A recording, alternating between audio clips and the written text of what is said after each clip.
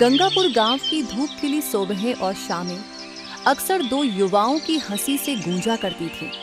नरेन और हेमंत दोनों की दोस्ती गांव के पुराने बरगद की तरह गहरी जड़ों वाली थी।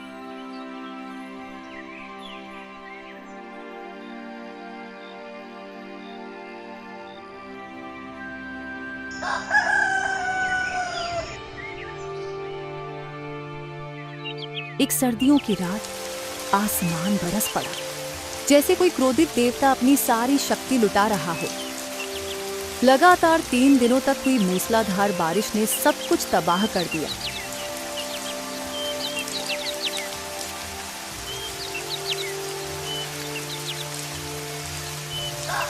सुबह जब दोनों मित्रों ने अपने खेत देखे तो उनकी आंखें नम हो गईं। सारी मेहनत, सारी उम्मीदें पानी में बह चुकी थीं। हेमंत भाई, सब खत्म हो गया। देखो तो सही, हमारी सारी मेहनत कैसे बर्बाद हो गई। हाँ यार, ऐसा लग रहा है जैसे प्रकृति ने हमारे साथ विश्वासघात किया है। अब दोबारा हिम्मत कहाँ से आएगी।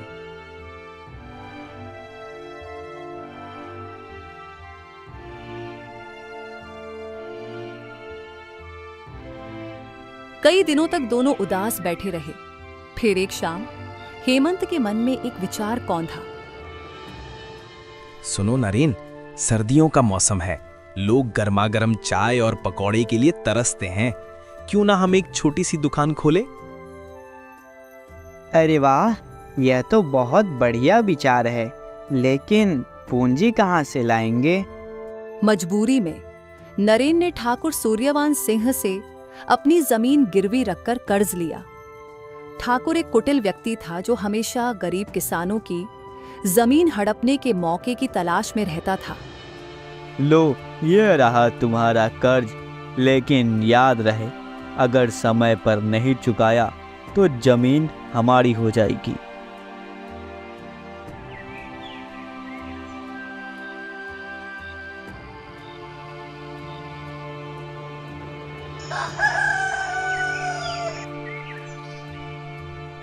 दोनों मित्रों ने चाय की दुकान शुरू किया। उनकी मेहनत और स्वादिष्ट चाय पकौड़े ने जल्द ही दुकान को लोकप्रिय बना दिया। कुछ महीने बाद एक शाम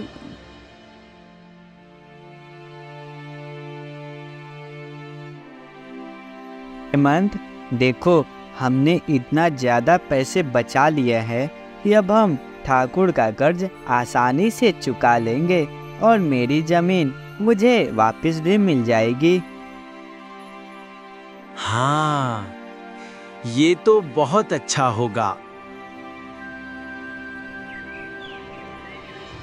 लेकिन उसी रात हेमंत की पत्नी ने उसके कान भरे। सुनो, दुकान खोलने का विचार तो तुम्हारा था, तुम्हें ज्यादा हिस्सा मिलना चाहिए। नरेन तो बस मेहनत करता है, असली दिमाग तो तुम्हारा है।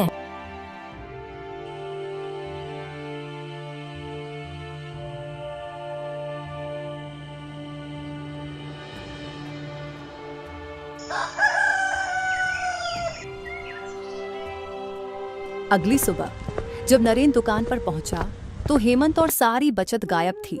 वह समझ चुका था कि हेमंत ने उसे धोखा दे दिया है। हेमंत भाई, मैंने तुम्हें अपना समझा, तुम पर इतना विश्वास किया, लेकिन तुमने उस विश्वास को ही तोड़ दिया। इस धोखे से नरेन टूट गया और तो और ठाकुर सूर्यवान सिंह ने कर्ज न चुकाने पर उसकी जमीन पर कब्जा कर लिया। नरेन के पास अब कुछ नहीं बचा था। अब क्या हार मान लो? नहीं, अगर मैं हार मान लूंगा तो मेरी जमीन मुझे वापस कभी नहीं मिलेगी। उसने एक दुकानदार से उधार सामान लिया और व्यापार शुरू किया। उसकी लगन देखकर ग्राहक वापस लौट आए। 1 साल बाद की बात है। एक शाम जब नरेन दुकान बंद कर रहा था, एक परिचित सी आवाज सुनाई दी। माफ कर दो यार, मैंने बहुत बड़ी गलती की। पैसों के लालच ने मेरी आंखें फेर दी। मैंने सब कुछ गंवा दिया। मेरी पत्नी भी मुझे छोड़कर चली गई। नरेन ने हेमंत की ओर देखा। उसकी आंखों में नाराजगी नहीं, बल्कि करुणा थी। अरे अब क्या रोना, आ जाओ भाई, अब हम वापस से शुरुआत करेंगे। जमीन तो चली गई, लेकिन दोस्ती वो तो अभी बाकी है ना। सच्ची? तुमने मुझे माफ कर दिया? हाँ हेमंत, जीवन गलतियों से ही तो सिखाता है। चलो कल से हम लोग अपनी दुकान वापस से साथ में खोलते हैं।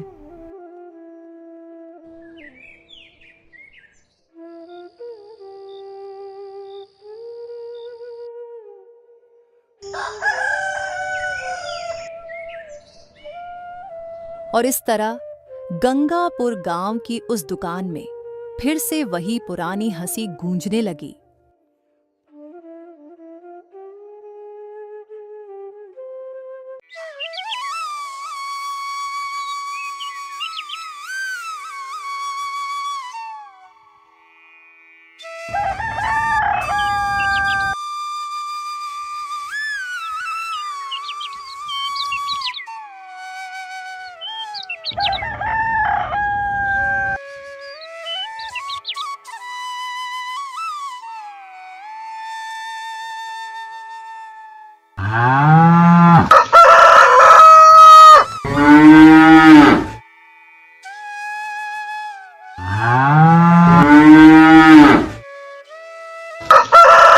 दरियापुर गांव बहुत खुशहाल गांव था। उस गांव के लोग एक दूसरे से मिलजुल कर रहते थे। गांव में खुशियां और शांति चारों तरफ फैली हुई थी। उसी गांव में माधवलाल अपने परिवार के साथ रहता था। उसके परिवार में उसकी पत्नी विमला और एक 5 साल का बेटा केशव था। वे सभी आपस में प्रेम के साथ रहते थे। अरे सुनती हो, मैं काम पर जा रहा हूँ, तुम केशव को स्कूल छोड़ देना। मुझे आज सेठ जी ने जल्दी बुलाया है, इसीलिए मैं जल्दी सेठ जी की हवेली पर जा रहा हूँ। तुम तो जानती हो सेठ जी बहुत कठोर स्वभाव के हैं। अगर आज मैं समय से नहीं पहुँचा तो वो मुझे काम से निकाल देंगे। जी ठीक है, फिर आप काम पर निकलिए। वैसे ही आपको देर हो रही है। मैं केशव को स्कूल छोड़ दूंगी और वैसे भी अब सर्दियों की छुट्टियां शुरू ही होने वाली है। इधर ही वह 1-2 दिन स्कूल जाएगा, फिर तो स्कूल बंद ही हो जाएगा। ठीक है विमला, मैं काम पर निकलता हूँ। ऐसा कहकर माधवलाल सेठ की हवेली की तरफ निकल जाता है। इधर विमला केशव को तैयार करती है और स्कूल छोड़ देती है। विमला केशव को स्कूल छोड़कर लोगों के घर जाकर उनके घर का काम करती थी। विमला अपने परिवार की आर्थिक स्थिति समझती थी, इसलिए विमला ऐसा किया करती थी। विमला की मालकिन बहुत कठोर स्वभाव की थी। वो सिर्फ विमला को काम देती रहती थी, जिससे विमला थक जाती थी। विमला जैसे ही मालकिन के घर पहुंची, मालकिन विमला को ताना देने लगती है। क्यों रे विमला, आज बहुत जल्दी आ गई। अभी तो सिर्फ 10 बजे है। तुझे तो रोज के 9:30 बजे आना होता है, आज इतनी जल्दी? नहीं मालकिन, आप गुस्सा मत होइए। आज इनको थोड़ा काम था, इसलिए आज केशव को मुझे स्कूल छोड़ना पड़ा। मैं आगे से ध्यान रखूंगी, ऐसी गलती नहीं होगी मालकिन। मैं समय पर आया करूंगी। ठीक है विमला, तू आगे से ध्यान रखना। अब जा, ठीक से काम कर। घर जाने से पहले सारे काम निपट जाने चाहिए, मुझे कोई बहाना ना सुनना पड़े। जी मालकिन, मैं अभी जाती हूँ और सारा काम निपटा देती हूँ। आप निश्चिंत हो जाइए। ऐसा बोलकर विमला काम करने में जुट जाती है। इधर माधवलाल सेठ की हवेली पर पहुंचता है। सेठ आग के पास खड़ा था और अपनी पत्नी से बात कर रहा था। वह माधवलाल को आता देखता है और माधवलाल से कहता है, आओ आओ माधवलाल, ठीक किया जो आज जल्दी आ गए। खेत पर सभी मजदूर पहुंच गए हैं। तुम भी जल्दी से फावड़ा लेकर खेत की तरफ चलो। आज नई फसलों को बोने का समय हो गया है। तुम खेत की जुताई करो, मैं बाजार से बीज लेकर आता हूँ। जी सेठ जी, मैं खेत की तरफ जाता हूँ, आप बाजार से बीज लेकर आइए। और सेठ जी, आप अच्छी क्वालिटी का बीज लाइएगा, नहीं तो फसल अच्छी नहीं होगी। मैं तो अच्छी क्वालिटी का ही बीज लाता हूँ, लेकिन तुम सब कामचोर ही ठीक से काम नहीं करते, जिसके कारण फसल अच्छी नहीं होती। इस बार मैं तुम सब पर कड़ी निगरानी रखूंगा, फिर देखता हूँ कि फसल अच्छी कैसे नहीं होती। ऐसा सुनकर माधवलाल को बहुत बुरा लगता है, पर वह बेचारा कर भी क्या सकता था। वह सेठ के घर से फावड़ा उठाता है और सेठ की खेतों की ओर चल देता है। वह चलते चलते सोचता है, सेठ जी, हम मजदूरों से कितना काम करवाते हैं और फिर भी हमें कामचोर कहते हैं। पता नहीं कितना काम करने पर सेठ जी खुश होंगे और मेरे पैसे बढ़ाएंगे। ऐसा सोचते सोचते माधवलाल सेठ के खेतों पर पहुंचता है। वहां पहले से ही कुछ मजदूर काम कर रहे थे। माधवलाल उनके साथ ही काम करने लगता है। काम करते करते माधवलाल थक जाता है और आराम करने के लिए बैठ जाता है। तभी सेठ वहां आ जाता है। माधवलाल को आराम करता देख सेठ उसको डांटने लगता है। अरे ओ माधवलाल, मैंने तुझे काम करने के लिए कहा था और तू यहाँ आराम कर रहा है। भूल मत कि आज हमें फसलों को भी बोना है।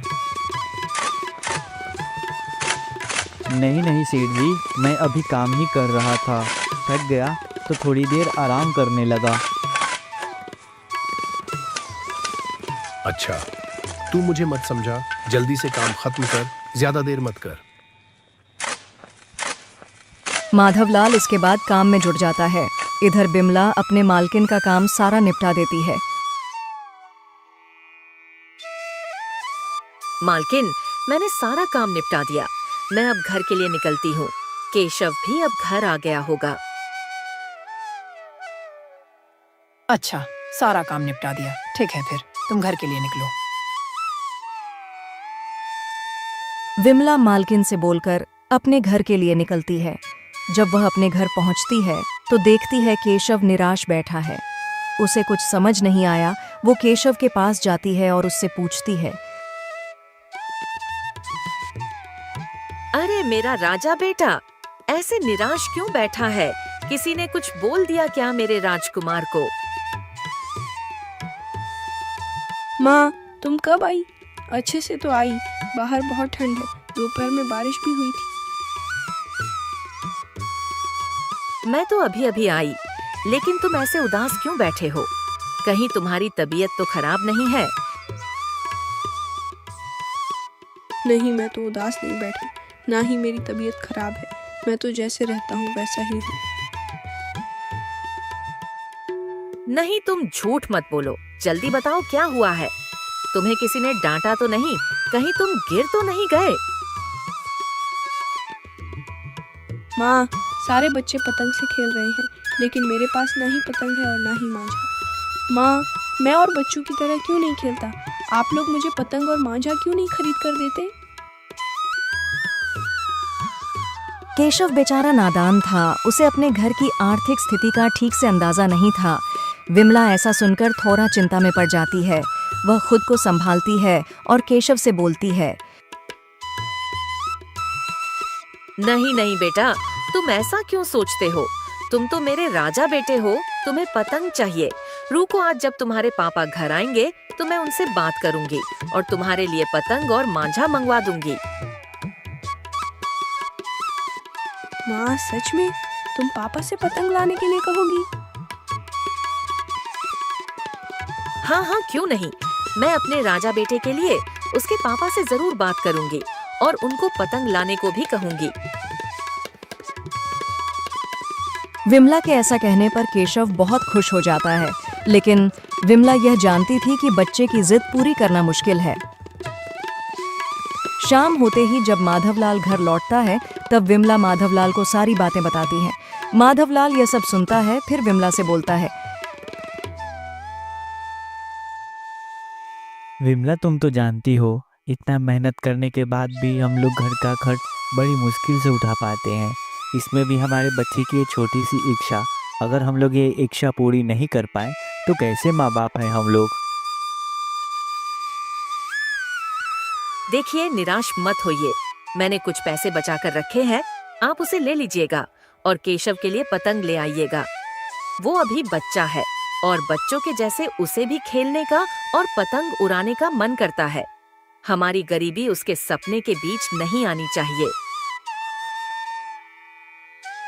ठीक है विमला, मैं सुबह जब काम पर निकलूं तो मुझे तुम पैसे दे देना। मैं आते वक्त केशव के लिए पतंग लेते आऊँगा। ये सभी बातें करके वे सभी रात को सो जाते हैं। सुबह में जब विमला केशव को उठाती है तब देखती है कि केशव का पूरा बदन बुखार से तप रहा है। वह माधवलाल के पास जाती है और उससे बोलती है, सुनो, केशव का तबीयत बहुत खराब हो गया है। उसका पूरा बदन बुखार से तप रहा है। बुखार से वह कुछ बोल भी नहीं पा रहा है। मुझे बहुत घबराहट हो रही है। आप कुछ कीजिए, देखिए ना उसको क्या हुआ। अरे परेशान मत हो, मैं देखता हूँ क्या हुआ है उसको। शायद ठंडी मौसम के कारण उसका तबीयत खराब हुआ होगा। माधवलाल केशव के पास जाता है और देखता है उसका पूरा बदन तेज बुखार से तप रहा है और तो और उसका बुखार धीरे धीरे बढ़ रहा होता है। माधवलाल समझ जाता है कि ये कोई मामूली बुखार नहीं है। माधवलाल ठंड के इस मौसम में डॉक्टर के घर की ओर बढ़ता है। ठंड से उसके कदम जम रहे थे। ठंडी हवा उसका रास्ता रोक रही थी। फिर भी माधवलाल डॉक्टर के घर की ओर चलता जाता। वो वहां पहुंचता है और डॉक्टर से कहता है, डॉक्टर साहब देखिए ना, मेरे बच्चे को क्या हुआ है। उसका बुखार ठीक ही नहीं हो रहा। कोई भी दवाई उस पर काम नहीं कर रही है। आप मेरे साथ चलिए और मेरे बच्चे को बचा लीजिए। अरे भाई, घबराओ मत। मैं अभी तुम्हारे साथ चलता हूँ और देखता हूँ कि तुम्हारे बेटे को क्या हुआ है। माधवलाल डॉक्टर को साथ में लेकर अपने घर की ओर चल देता है। रास्ते में बारिश शुरू हो जाती है। माधवलाल और डॉक्टर साहब भीगते हुए माधवलाल के घर पहुंचते हैं। विमला के शव के पास बैठी हुई थी। तभी डॉक्टर साहब केशव का जांच करते हैं और माधवलाल से बोलते हैं, माधवलाल, तुम्हारे बेटे को निमोनिया हो गया है। उसकी जान खतरे में है। अक्सर ठंड के मौसम में छोटे छोटे बच्चियों को यह बीमारी हो जाती है। तुम्हें इसका खास ध्यान रखना होगा। अगर यह बीमारी ज्यादा बढ़ी तो इसकी जान भी जा सकती है।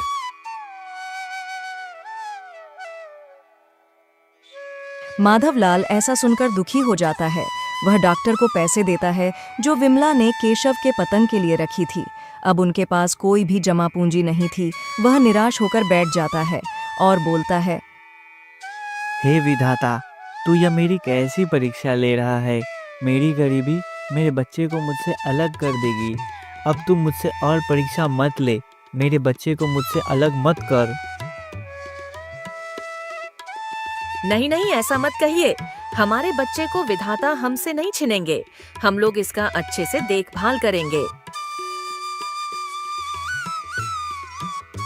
माधवलाल सोचता है, फिर अपनी पत्नी विमला से बोलता है, विमला, मैं सेठ जी के पास जाता हूँ और उनसे मदद मांगता हूँ। वो मेरी जरूर कुछ न कुछ मदद करेंगे। ठीक है, आप जल्दी उनके पास जाइए। माधवलाल अपने सेठ के पास मदद मांगने के लिए निकल जाता है। इधर केशव अपनी माँ से बोलता है,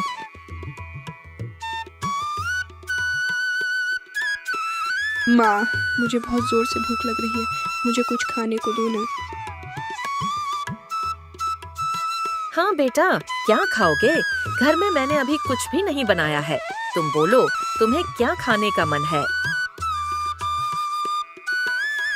माँ, बुखार से कुछ भी खाने का मन नहीं है।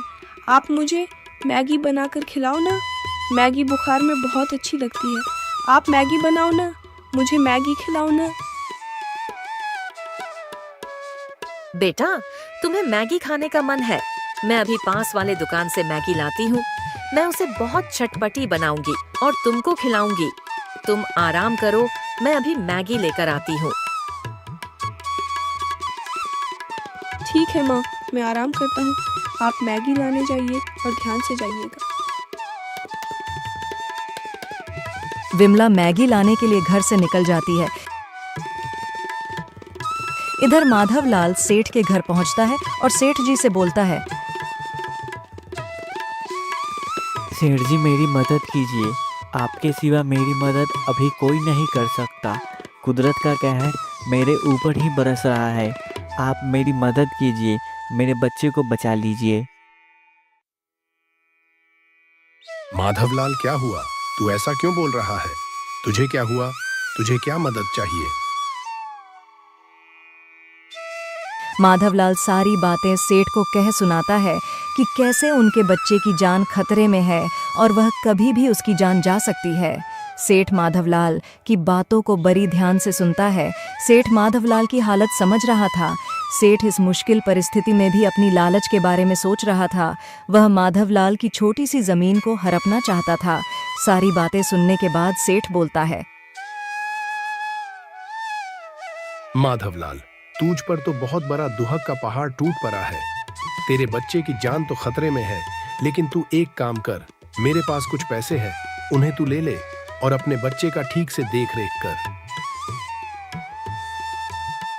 सेठ जी आप भगवान हो, आपने मुझ गरीब की मदद की है। भगवान आपको हमेशा खुश रखे। भोला भाला माधवलाल सेठ से पैसे ले लेता है। वह सेठ की चाल से अनजाना था। वह सेठ के घर से अपने घर के लिए निकल जाता है। इधर विमला अपने बेटे केशव को मैगी बनाकर देती है और बोलती है, लो केशव, तुम जल्दी से गरम गरम चटपटी मैगी खा लो, नहीं तो यह ठंडी हो जाएगी। लाओ माँ, मैं अभी खा लेता हूँ। आपने बहुत मेहनत से बनाया है और मुझे भूख भी लगी है। केशव मैगी खाने लगता है। तभी माधवलाल घर आता और विमला को सब बातें बताता है। विमला भगवान को धन्यवाद करती है और अपने बच्चे की देखभाल में लग जाती है। कुछ दिन बीत जाती है। केशव भी धीरे धीरे ठीक हो रहा था और माधवलाल और विमला अपने अपने कामों पर जाने लगे थे। सेठ माधवलाल को जब भी पैसे देता वह कम देता था। माधवलाल समझता था कि सेठ जी थोड़ा थोड़ा करके अपने पैसे वापस ले रहे हैं। सेठ जी आपके कितने पैसे बाकी रह गए हैं? बाकी? माधवलाल, तुम तो सिर्फ अपना ब्याज ही चुका रहे हो। अभी तक तो तुमने अपना मूल चुकाया ही नहीं है। और तो और वह मूल इतना हो गया है कि तू जिंदगी भर यहाँ काम करेगा तब भी खत्म नहीं होगा। माधवलाल ऐसा सुनकर चिंता में पड़ जाता है। वह अब कर भी क्या सकता था। वह जैसे तैसे खुद को संभालता है और घर चला जाता है। घर जाकर वह अपनी पत्नी विमला को सब कुछ कह सुनाता है। विमला भी चिंता में पड़ जाती है। हे भगवान, तू ऐसा क्यों कर रहा है? अब हम लोग सेठ के पैसे कैसे चुकाएंगे?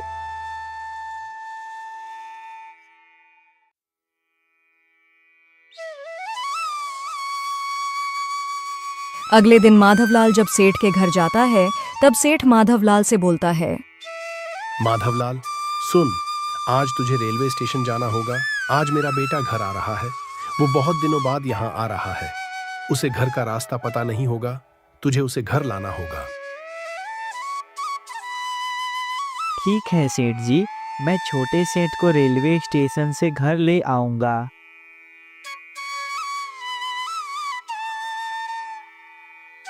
माधवलाल ऐसा कहकर रेलवे स्टेशन की तरफ निकल जाता है। सेठ का बेटा अपनी पढ़ाई खत्म करके अपने गांव लौट रहा था। वह स्वभाव का बहुत अच्छा और लोगों की भलाई का सोचता था। वह स्टेशन पर उतरता है और माधवलाल के साथ अपने घर की ओर निकल जाता है। रास्ते में वे दोनों बातें करते हैं। तभी सेठ का बेटा माधवलाल से बोलता है, माधवलाल चाचा, आपका मुंह क्यों लटका हुआ है? आप उदास क्यों? नहीं छोटे सेठ, मैं उदास नहीं हूँ। मैं तो बस यह सोच रहा हूँ कि मैं पैसे कैसे लौटाऊंगा। पैसे, कैसे पैसे और किसको चुकाना है? क्या हुआ है माधवलाल चाचा? आपको किसको पैसे चुकाने हैं?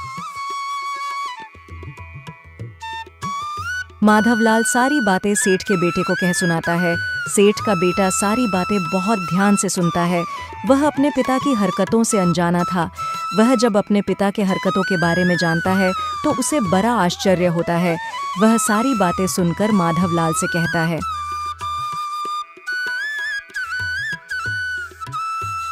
माधवलाल चाचा, आप चिंता मत करिए।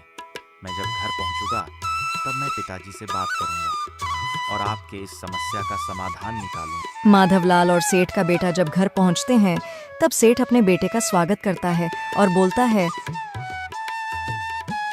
आओ आओ मेरे बेटे, रास्ते में कोई समस्या तो नहीं हुई? ठीक से तो आ गए ना? पिताजी, आप ऐसा क्यों कर रहे हैं? आप इस भोले भाले किसान माधवलाल चाचा पर इतना ब्याज और मूल क्यों चढ़ा रहे हैं?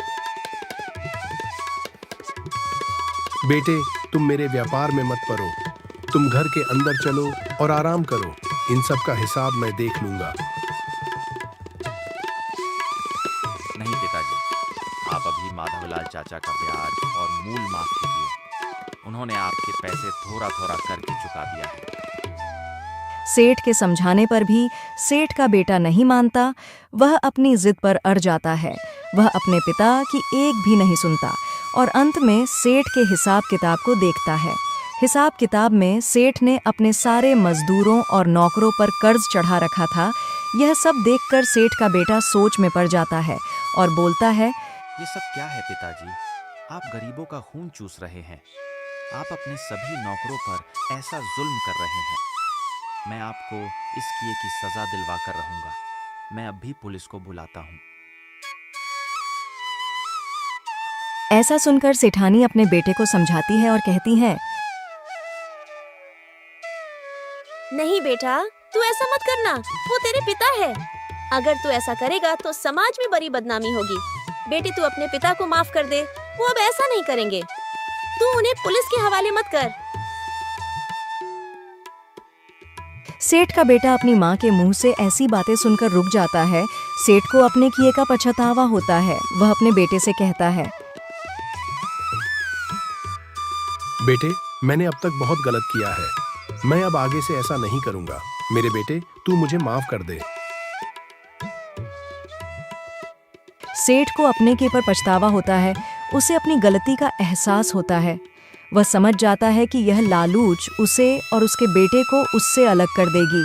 सेठ अपने हिसाब किताब को आग में डालकर जला देता है।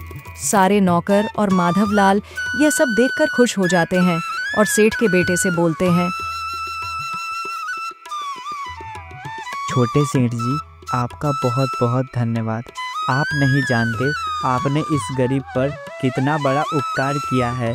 मैं जितनी बार आपका धन्यवाद करूं उतना ही कम है। आप ईश्वर से कम नहीं हैं। भला इस जमाने में दूसरों के बारे में कौन सोचता है? सच है, आप देवता हैं। नहीं माधवलाल चाचा, ऐसी कोई बात नहीं है। ये पैसे तो आपके ही हैं और मैं कोई भगवान नहीं हूँ। भगवान तो केवल एक ही है। ऐसा बोलकर सेठ का बेटा माधवलाल को उसके पैसे लौटा देता है। माधवलाल को जब पैसे मिलते हैं तब उसकी आंखें चमक उठती हैं। वह पैसे लेता है और अपने घर की ओर निकल जाता है। घर पहुंचकर वह अपनी पत्नी विमला को सारी बातें बताता है और केशव को अपने पास बुलाता है और कहता है, केशव बेटे, यह लो पतंग और मांझा। तुम इसके वजह से निराश थे ना? यह लो और खुश हो जाओ। केशव पतंग और मांझा पाकर बहुत खुश हो जाता है। उसकी खुशी का ठिकाना नहीं था।